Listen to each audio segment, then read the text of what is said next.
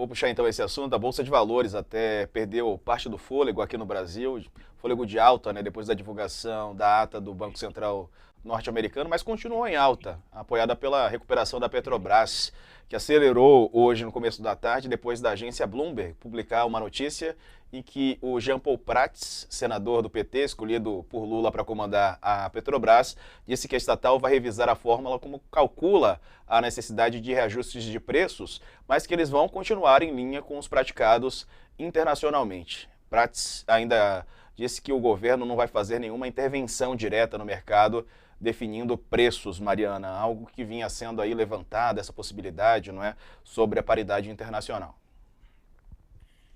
O Prates, ele estava hoje lá no evento do Alckmin, ele conversou ali com alguns jornalistas,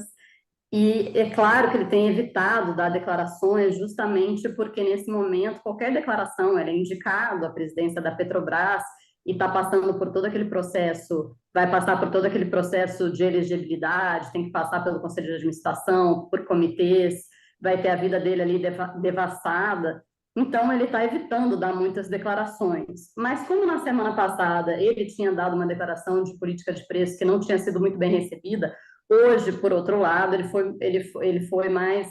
assertivo, digamos, na declaração dele, que foi muito bem recebida pelo mercado, e a gente viu essa alta nas ações da Petrobras e na Bovespa aí ao longo do dia. Por que que foi tão importante essa fala dele hoje? Porque ele falou que não vai ter intervenção direta nos preços dos combustíveis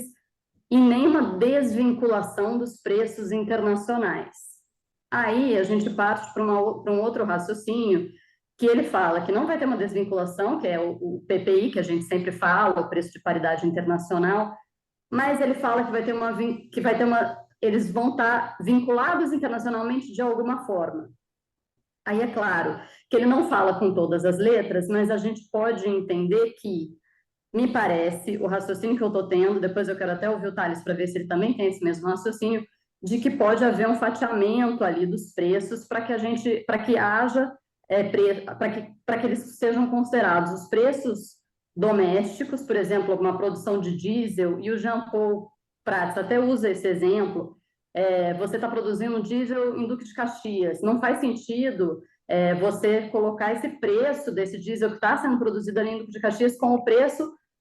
de Roterdã, mais o preço do navio que traria para cá, então fazer todo esse preço internacionalizado. Então, me parece que vai ter um fatiamento ali de preços, para que não haja, mas que não vai ter uma desvinculação internacional. Então, isso que foi o mais importante que o mercado entendeu, essa fala de que não vai ter essa desvinculação. Ele também falou para os jornalistas que não tem o desenho da diretoria, e uma coisa importante também é que ele sinalizou que ele deve assumir ali em 8 a 10 dias, essa é a previsão, e a gente tem que ver os próximos acontecimentos aí de todo esse processo. Agora, o fato é, ele está evitando dar muitas declarações, porque essas declarações estão mexendo muito com o mercado, realmente, e isso é natural. Ele é o presidente indicado, o mercado teme aí maiores intervenções na Petrobras, como aconteceu no passado. Pois é, Thales, há um medo, né, um receio, e acho que é justificado também essa cautela para falar, né? A gente já viu que qualquer fala ali fora do tom pode causar uma reação imediata. Primeira coisa, dizer o seguinte: brilhante aqui, Mariana, é você. Eu fico até intimidado de falar desses assuntos perto de você, porque você entende muito mais, sabe muito mais. Eu concordo plenamente, deve haver um fatiamento. Acho que também esse fatiamento, além da questão de contrabalançar questões internas e externas na produção do preço, também vai ter uma questão de temporal, de não deixar que fique variando imediatamente após a, a, a variação externa do petróleo. Então, vai ter uma variação, uma forma aí de compensação temporal, de tentar, no tempo que estiver baixo, acumular o que estiver baixo lá fora, acumular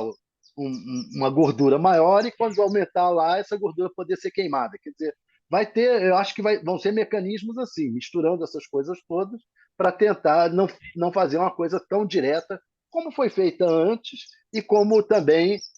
e nem tão intervencionista como o próprio Bolsonaro fez especialmente agora na época da eleição. Então, eu concordo com você em gênero, número e grau e aprendo cada vez mais com você, Mariana.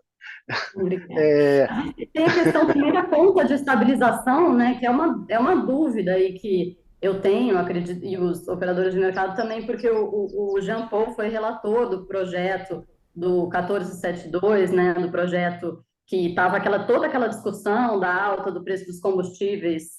em 21, 22, toda a discussão, e o Jean Paul foi relator desse projeto. E o que ele defendia era uma conta de estabilização de preços. Isso também é uma dúvida que a gente tem se isso poderia ser colocado em prática, uma conta de estabilização, que não é um fundo, é uma conta, que ela vai receber esse valor quando o petróleo, esses lucros extraordinários que vêm quando o petróleo estiver alto e o câmbio também colocaria nessa conta, sem distribuir totalmente os dividendos, fica na conta para proteger o brasileiro que recebe em real, né? E precisa colocar o seu combustível em real e ainda fica sujeito à oscilação de preço, não só da gasolina, mas do diesel, que acaba sendo o preço que pode encarecer o leite, o pão, tudo que ele compra. Essa questão da conta de estabilização também não está clara, e antes do recesso, eu conversei com alguns líderes ali do PT na Câmara, não há consenso também dentro do próprio PT